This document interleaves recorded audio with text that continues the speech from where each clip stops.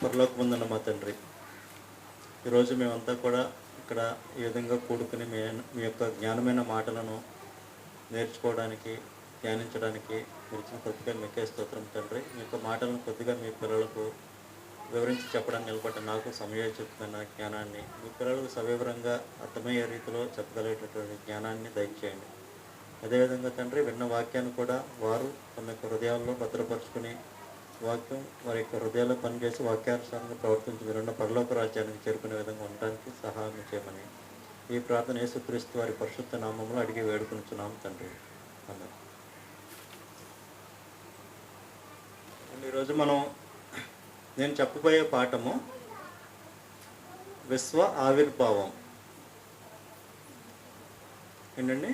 విశ్వ ఆవిర్భావం అంటే ఈ యొక్క విశ్వం ఎలా ఆవిర్భవించింది, ఎలా కలిగింది అనే దాని గురించి మనం ఈరోజు మాట్లాడుకుందామండి. ఈనాడు శాస్త్ర ప్రపంచం కనుక మనం చూసినట్లయితే కనుక మనం ఒక 40 సంవత్సరాలు 50 సంవత్సరాలు వెనక్కి వెళ్ళినట్లయితే కనుక అప్పటికి ఇప్పటికీ ఏమైనా తేడా ఉందండి? ఒక 50 సంవత్సరాలు వెనక్కి వెళ్ళిపోయాం అనుకోండి, అప్పటికిప్పటికి ఏం వేరియేషన్ ఉంది? చాలా చాలా డెవలప్ అయింది. అప్పట్లో బండి కూడా ఉండేది కాదు, సైకిల్ ఉండేది.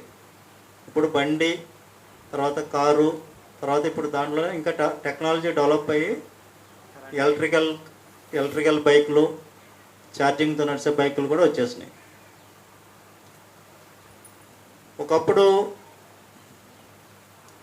దేని మీద ఉండేదంటే ధ్యాస, మన నివాసం ఏంటి, మనం ఏం తినాలి, వాటి మీదే దృష్టి ఉండేది. ఇంకా ఇప్పుడు కనుక మనం చూసినట్లయితే కనుక శాస్త్ర ప్రపంచం ఎంతగా డెవలప్ అయిందంటే ఇప్పుడు పరిశోధనలు బాగా చేస్తున్నారండి.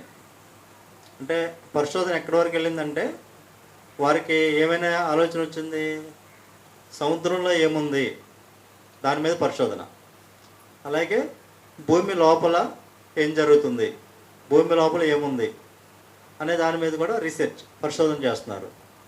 అలాగే అంతరిక్షంలో ఏముంది, పైన ఆకాశంలో అంతరిక్షంలో ఏముంది, ఏం జరుగుతుంది అనే పరిశోధన అనేది ఎక్కువైందండి.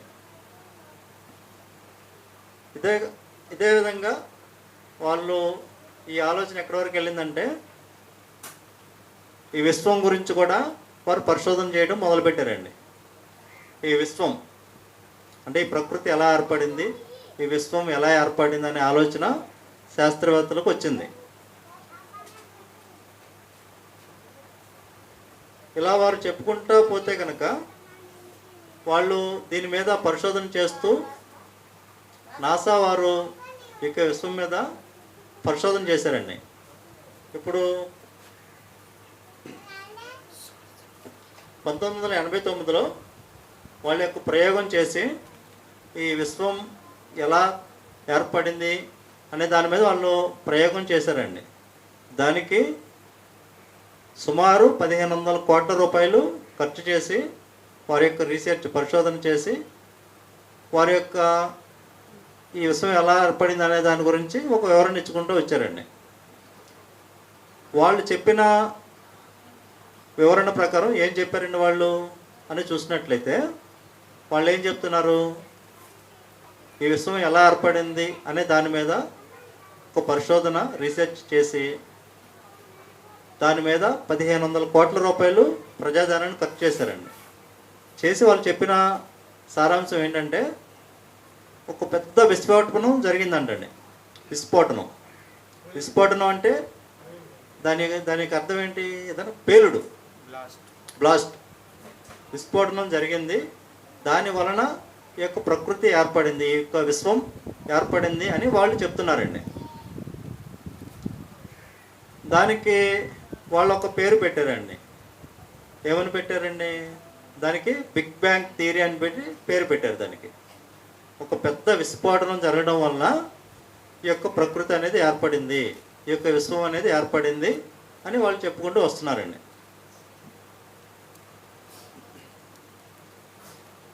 అంటే వారు చెప్పిన దాన్ని మరి అది నమ్మొచ్చండి మనం?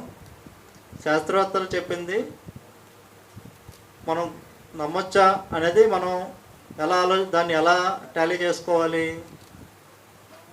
మన దగ్గర ఉన్న బైబిల్లో ఏముంది, దాని గురించి ఏమైనా వ్రాయబడి ఉందా, ఈ యొక్క విశ్వం ఎలా ఏర్పడింది అనే దాని మీద బైబిల్లో దేవుడు ఏమైనా వ్రాయించాడా అనేది మనం ఆలోచించుకోవాలండి. ఉదాహరణకి విస్ఫోటనం అంటే ఏదైనా పేలుడు సంభవించిందండి. ఇప్పుడు అమెరికాకిను ఇరాన్కి మధ్య యుద్ధం జరుగుతున్నాయండి. యుద్ధం జరిగినప్పుడు వాళ్ళు ఒకళ్ళ మీద ఒకళ్ళు బాంబులతో దాడి చేస్తున్నారండి. ఇప్పుడు ఇరాన్ మీద అమెరికా బాంబు దాడి చేస్తే ఏమవుతుందండి? ఏదైనా మంచి జరుగుద్దా? ఏదైనా ఏర్పడిద్దా? నాశనం అవుతుందండి. నాశనం అవుద్ది. ఇప్పుడు అమెరికా వాడు ఇరాన్ ట్యాంకర్ల మీద, వాళ్ళ యొక్క నివాసాల మీద బాంబులు వేస్తే ఏమవుతుందండి? బ్లాస్ట్ అయిపోతుంది. అంతా కూలిపోయి అక్కడంతా కూడా అక్కడ ఇల్లు కూలిపోతాయి, జనాలు ఎవరిని ఉంటే కనుక జనాలు చనిపోతారు, అదంతా సిద్ధమైపోద్దండి. అదేవిధంగా అది విస్ఫోటనం అనేది జరిగితే నాశనం అవుద్ది కానీ ఏర్పడదండి. అది మనం ఆలోచించుకోవాలి. విస్ఫోటనం జరిగితే నాశనం అవుద్ది కానీ ఏది కూడా ఏర్పడదు. కానీ ఇక్కడ విస్ఫోటనం జరగడం వల్ల, పేలుడు సంభవించడం వల్ల ఏర్పడిందని చెప్తున్నారు శాస్త్రవేత్తలు. ఈ విషయాన్ని గురించి మనం ఆలోచన చేయాలి. ఇలా శాస్త్రవేత్తలు దీని గురించి చెప్పిన దాన్ని బైబిల్ ప్రకారం కనుక మనం చూస్తే కనుక మనం దీన్ని ఆలోచిస్తే చాలా జ్ఞానంతో ఆలోచించాలండి. మామూలుగా మనం థింక్ చేస్తే అర్థం కాదు. అదొకసారి మనం బైబిల్లో చూద్దామండి. దానియేలు గ్రంథం 1వ అధ్యాయం 17వ వచనం.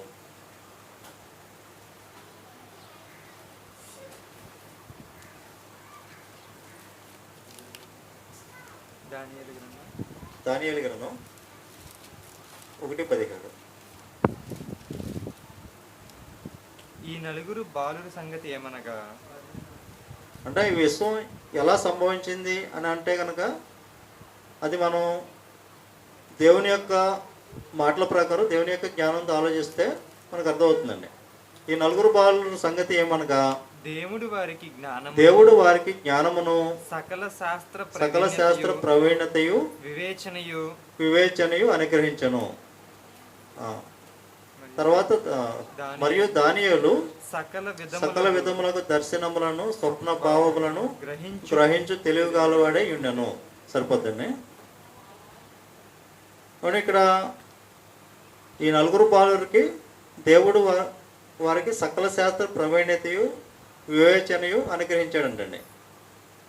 అంటే ఏదన్నా మనం చెప్పగలగాలంటే దేవుడు మనకిచ్చిన జ్ఞానంతోనూ వివేచనతో ఆలోచించి చెప్పగలగాలండి. అదేవిధంగా పౌలు గారు కూడా 1వ కొరింథీ చూడండి, 1వ కొరింథీ పత్రిక 2వ అధ్యాయం 6వ వచనం. పరిపూర్ణులైన వారి మధ్య జ్ఞానమును బోధించుచున్నాము. సరిపోద్దండి. ఏంటంటే ఇక్కడ పౌలు గారు ఏమంటున్నారు? పరిపూర్ణులైన వారి మధ్య జ్ఞానమును బోధించుచున్నాము. మరి జ్ఞానం అంటే ఏమిటండి? మనకి బైబిల్లో ఒక చోట రాయబడి ఉంటుంది.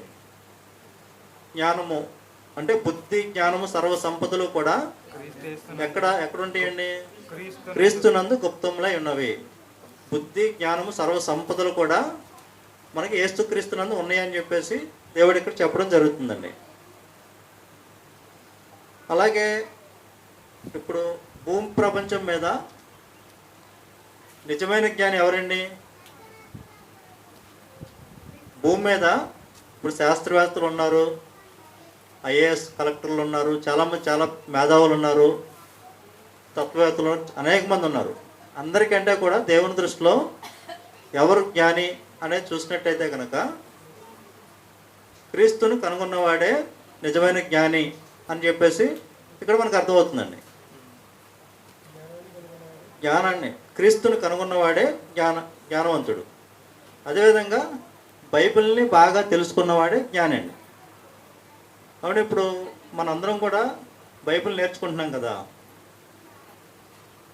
కోటేశ్వరరావు గారు కూడా మనందరికీ కూడా చాలా బాగా బైబిల్ని నేర్పిస్తున్నారు, బైబిల్ని చదివిస్తున్నారు, దాని మీద మధ్య మధ్యలో పరీక్షలు పెడుతున్నారు. మనల్ని ఎంకరేజ్ చేయడం కోసం దానికి మళ్ళీ మొదటి ప్రైజు, రెండో ప్రైజు, మూడో ప్రైజు అని బహుమతులు ఇస్తున్నారు. ఇవన్నీ కూడా దేనికి చేస్తున్నారండి? మళ్ళీ జ్ఞానాన్ని నేర్పించడానికి అండి. జ్ఞానాన్ని నేర్పించడం కోసం ఆయన మనల్ని ప్రోత్సహిస్తున్నారు. ఇక జ్ఞానం అనేది క్రీస్తులో ఉందండి. ఆ యొక్క క్రీస్తుని తెలుసుకోవాలంటే మన చేతిలో ఉన్న బైబిల్ని మనం బాగా చదివి దాని మీద దృష్టి పెట్టి ధ్యానిస్తూ ఉంటే మనకు అనేకమైన విషయాలు, జ్ఞానయుక్తమైన అనేక విషయాలు తెలుస్తూ ఉంటాయి. కాబట్టి ఈరోజు మనకంటే బాగా చదివిన వాళ్ళు కానీ ఇంకా పెద్దవాళ్ళు, అమ్మ వీళ్ళు చాలా అఫిషియల్గా చాలా బాగా మేధావులు అనుకున్న వాళ్ళకి కూడా తెలియని విషయాలు మనకు తెలుసు. ఈ సృష్టి ఎలా ఏర్పడిందంటే వాళ్ళు ఏమైనా చెప్పగలుగుతారండి? మన దృష్టిలో ఎవరో ఒక వ్యక్తిని మేధావి అనుకుంటాం, చాలా గొప్పవాడు, చాలా బాగా చదివారు, పెద్ద చదువులు చదివారు అనుకుంటాం. వాళ్ళని ఒక ప్రశ్న అండి, ఈ సృష్టి ఎలా ఏర్పడిందని అంటే వాళ్ళు చెప్పగలుగుతారా? అదేవిధంగా దేవుడు సృష్టిని ఏర్పరిచినప్పుడు మొదటి రోజు ఏం చేశాడు, రెండో రోజు ఏం చేశాడు, మూడో రోజు ఏం చేశాడు అనేది కూడా వాళ్ళు చెప్పలేరండి. ఎందుకంటే వాళ్ళకి లోకపరంగా అనేక విషయాలు తెలిసి ఉండొచ్చు, కానీ వాక్య ప్రకారంగా, బైబిల్ ప్రకారంగా వాళ్ళకి దీనికి సంబంధించిన నాలెడ్జ్ అనేది ఉండదు, దీని మీద దృష్టి కూడా ఉండకపోవచ్చు. సో మన దగ్గర ఉన్న పిల్లలు కూడా చెప్తారండి, దేవుడు మొదటిగా ఏం చేశాడు, రెండో రోజు ఏం చేశాడు, సృష్టి ఎలా ఏర్పడిందంటే మన దగ్గర నేర్చుకున్న మన పిల్లలే చెప్తారు. సో మరి ఈ విశ్వం ఎలా ఏర్పడింది అనే విషయాన్ని మనం చూద్దామండి. ఈ విశ్వం ఎలా ఏర్పడిందండి? హెబ్రీ పత్రిక 11:3 ప్రకారం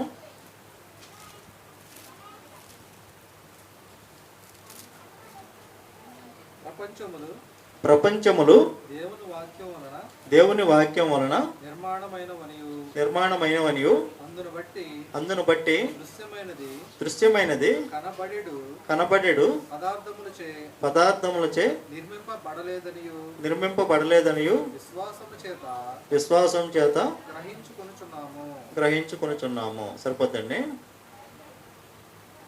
కాబట్టి ఇక్కడ ప్రపంచాలు దేవుని వాక్యం వలనండి. దేవుని వాక్యం అంటే దేవుని మాట వలన ఏర్పడి అని చెప్పేసి బైబిల్ ప్రకారం మనకి ఇక్కడ దేవుడు స్పష్టంగా రాయించడం అనేది జరిగింది. అది అంతేగాని శబ్దం వల్ల లేదా విస్ఫోటనం వల్ల ఈ ప్రకృతి అనేది ఏది ఏర్పడదండి.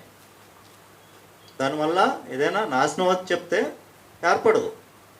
ఏదైనా ఒక ఇల్లు ఉందనుకోండి, ఇంటి మీద బాంబు వేస్తే ఏమవుతుంది? నాశనం అయిపోద్ది. ఇల్లు మొత్తం చెల్లాచెదరైపోతే, కూలిపోతే, దాంట్లో ఉన్న మనుషులు కూడా చనిపోతారు. నాశనం వచ్చి చెప్తే ఏది కూడా ఏర్పడదు. దేవుడు ఇక్కడ స్పష్టంగా రాయించాడండి.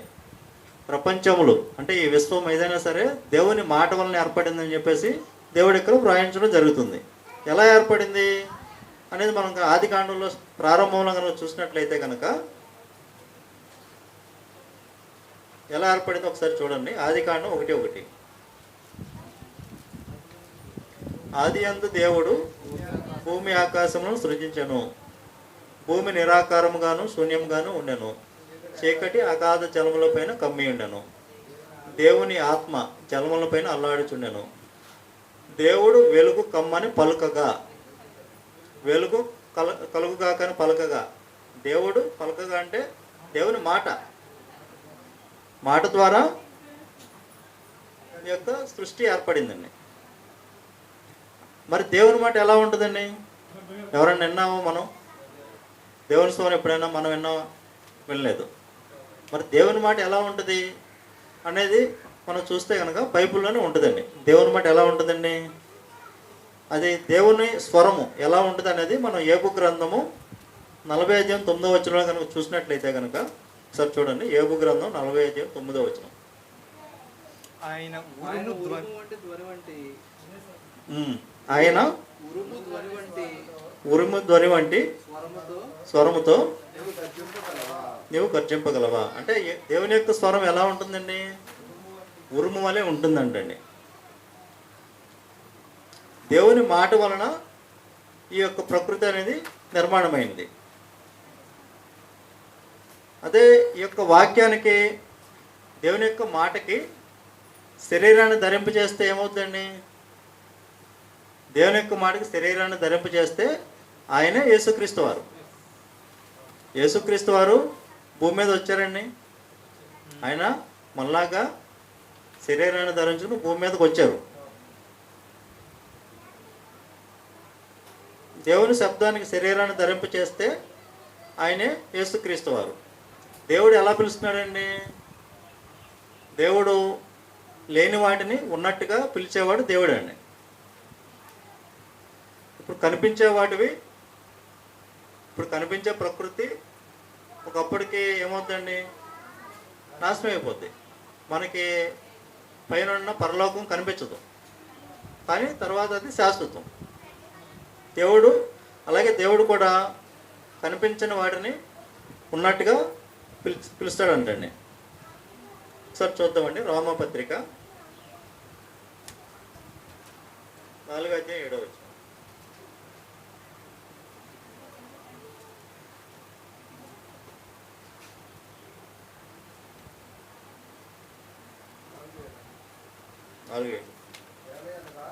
ఎలా అనగా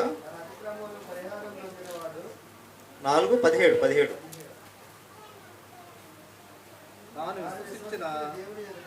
తాను విశ్వసించిన దేవుని ఎదుట అనగా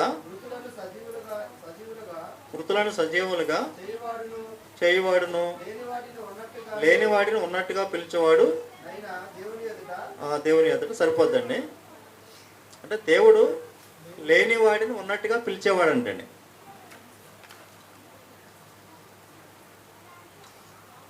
ఏమంటే ఈ విషయం శాస్త్ర ప్రపంచానికి తెలుసా అండి? తెలవదు. ఈ విషయాలు తెలుసుకోవాలంటే వాళ్ళు బైబిల్ దగ్గరికి వస్తేనే కానీ ఈ విషయాలన్నీ కూడా తెలుసుకోలేరండి. దేవుడు మనకి ఎలాంటి జ్ఞానాన్ని ఇచ్చాడండి, మన విరోధులందరూ ఎదురాడుటకను కాదనడానికి వీలు కాని వాక్ని మనకు దేవుడు అనుగ్రహించాడండి. అంటే ఉదాహరణకి ఇప్పుడు కృష్ణ ఇందాక చెప్పాడు, రాధా మనోహర్ దాస్. అతను ఎలా ఉంటాడంటే ప్రత్యేకంగా అదే పని పెట్టుకున్నట్టుగా అనిపిస్తుందండి. ఫోన్లో ఎప్పుడన్నా యూట్యూబ్ అవి ఓపెన్ చేస్తే వస్తూ ఉంటుందండి. ఒకప్పుడు అతను ఏదో ఒక ట్రైన్లో వెళ్తూ సవాల్ అని చెప్పేసి యేసుక్రీస్తు దేవుడు కాదు, యేసుక్రీస్తు పుట్టుక గురించి కానీ 3 మేకులు పీక్కునేవాడు అతనేం దేవుడు అన్నట్టుగా, మీరు ఇది నేను సవాల్ చేస్తాను, చెప్పిన వాళ్ళకి నేను ఇంత ఆపురు అని చెప్పేసి ట్రైన్లో మాట్లాడుతూ వీడియో పోస్ట్ చేస్తాడండి. ఆ వీడియో ఒకసారి నేను చూశాను. అప్పుడు మన క్రైస్తవుడైన ఒక ఆయన శాంసన్ అనే ఆయన అతనికి ఫోన్ చేస్తాడండి. ఫోన్ చేసి ఏమంటారండి, గురువుగారు మీరు ఇలా క్రైస్తవ్యం గురించి మీరు ఇలా మాట్లాడారు, యేసుక్రీస్తు గురించి ఆయన జననం గురించి చాలా చీప్గా మాట్లాడారు, చాలా చులకన చేసి మాట్లాడారు, మా మనోభావాలన్నీ చాలా దెబ్బతిన్నాయండి, మేము దానికి చాలా హర్ట్ అవుతున్నాం, మీరు అలా మాట్లాడకూడదు అని చెప్పేసి అంటాడండి. అప్పుడు వాళ్ళిద్దరి మధ్య సంభాషణ ఒక గంట సేపు జరుగుతుందండి. అప్పుడు అతను బైబిల్ చూపించి, ఇదిగోండి ఈ సందర్భంలో ఇలా ఉంది, లోతు సందర్భంలో ఇలా జరిగింది, దేవుడు అప్పుడు ఆ సందర్భంలో ఆ యొక్క సిచ్యుయేషన్ బట్టి ఇలా మాట్లాడు అంటే అతను కూడా ఆ బైబిల్ దగ్గర పెట్టుకుని అన్నీ చూశాడండి. చూసేసరికి అతను అంతగా మాట్లాడినోడు ఏమైపోయాడు, ఇతని ట్రాక్లోకి వచ్చాడు. శాంసన్ చెప్పినప్పుడు అతను ఆ రెఫరెన్స్ చూసుకోవడం, అవును నాన్న, అవును అలాగా, ఆ రెఫరెన్స్ ఏంటి, ఏ రెఫరెన్స్ ఏంటి అంటాం, పూర్తిగా అప్పటి వరకు మంచి ఫైర్ మీద మాట్లాడాడు. అంటే యేసుక్రీస్తు 3 మేకులు ఓడిపీకలు ఉన్నాడు, ఆయనేం దేవుడు, ఆయన అసలు పరిశుద్ధాత్మ ద్వారా ఎలా పుడతాడు అని చాలా చులకనగా మాట్లాడాడండి. అప్పుడు ఈయన ఎప్పుడైతే కనుక బైబిల్లో ఆధారాలు చూపించి రిఫరెన్స్ చూపించి మాట్లాడతాడో అప్పుడు అతను ఎదురుగా మాట్లాడలేదండి, ఇక తగ్గిపోయాడు. అవునవును కరెక్టే అవును నిజంగా ఇక్కడ ఉంది కదా అని చెప్పేసి పూర్తిగా అతను చెప్పిన దానికి అతను ఒప్పుకొని తీరాడు. చివరికి అతను సారీ చెప్తాడండి. అది వీడియో కూడా నేను చూశానండి. అలా దేవుడు కూడా మనం చెప్పే మాటలకి ఆశ్చర్యపోతాడంటండి. ఒకసారి మనం అది బైబిల్లో ఒకసారి చూద్దామండి రెఫరెన్స్. లూకా సువార్త 21వ అధ్యాయం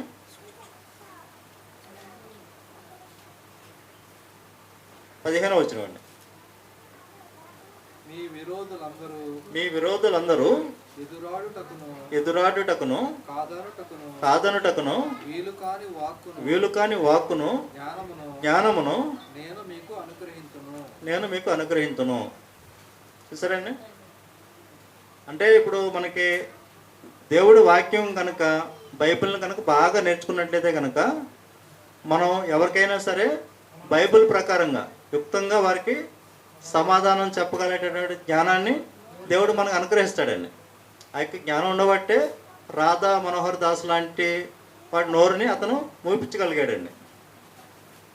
సో దేవుడు కూడా బైబిల్ దగ్గర కనుక ఎవరైనా వచ్చి దాని మీద ధ్యాస పెట్టి ఆ యొక్క జ్ఞానాన్ని కనుక నేర్చుకున్నట్లయితే కనుక దేవుడు కూడా అటువంటి జ్ఞానాన్ని విరోధులందరూ కాదనుటకును ఎదురాడుటకును వీలు కాని జ్ఞానాన్ని దేవుడు మనకి అనుగ్రహిస్తానని చెప్పేసి దేవుడు చెప్పడం జరుగుతుంది. దేవుడు మనకి 66 పుస్తకాలుగా ఆది కాండం నుంచి ప్రకటన గ్రంథం వరకు కూడా 66 పుస్తకాలుగా బైబిల్ మనకి వ్రాయించి ఇవ్వడం జరిగిందండి. ఈ యొక్క 66 పుస్తకాలని కూడా మనం ధ్యానించి పరిశీలించి చదివి నేర్చుకున్నట్లయితే కనుక మనకు కూడా మంచి జ్ఞానం అనేది వస్తుంది. సో దీన్ని బట్టి మనకి ఈ యొక్క ప్రకృతి ఎలా ఏర్పడింది అనేది మనం ఆలోచిస్తే ఎలా ఏర్పడిందండి ఈ యొక్క పాఠాన్ని బట్టి? దేవుని మాట వలన ఈ యొక్క ప్రకృతి ఏర్పడింది అనే విషయం మన యొక్క వాక్య ప్రకారంగా బైబిల్ ప్రకారంగా మనకు అర్థమవుతుందండి. సో దీన్ని బట్టి మనం అందరం కూడా బైబిల్ని బాగా నేర్చుకుని బాగా జ్ఞానవంతులు అయ్యి దేవుడన్న పరలోక రాజ్యానికి చేరుకోవాలని కోరుకుంటూ నా యొక్క మాటలను ముగిస్తున్నానండి. ప్రార్థన చేసుకుందాం. ప్రియ పరలోకమందున మా తండ్రి, మీరు ఇచ్చిన జ్ఞానాన్ని బట్టి కొద్ది మాటలుగా మీ యొక్క పిల్లలకు ఈ యొక్క పాఠాన్ని వివరించి చెప్పాను తండ్రి. చెప్పిన మాటలు మీ యొక్క పిల్లలందరికీ కూడా అర్థమయ్యే అనుకుంటున్నాను తండ్రి. అదేవిధంగా తండ్రి విన్న వాక్యాన్ని బట్టి ప్రతి ఒక్కరూ కూడా వారి యొక్క జీవితాల్లో ఉన్న లోటుపాట్లను సరి చేసుకుంటూ వాక్య ప్రకారంగా ప్రవర్తిస్తూ మీరున్న పరలోక రాజ్యాన్ని చేరుకునే విధంగా ఉండడానికి సహాయం ఇచ్చామని యేసుక్రీస్తు వారి పరిశుద్ధ నామములో ఈ ప్రార్థన అడిగి వేడుకుంటున్నాము తండ్రి. ఆమేన్.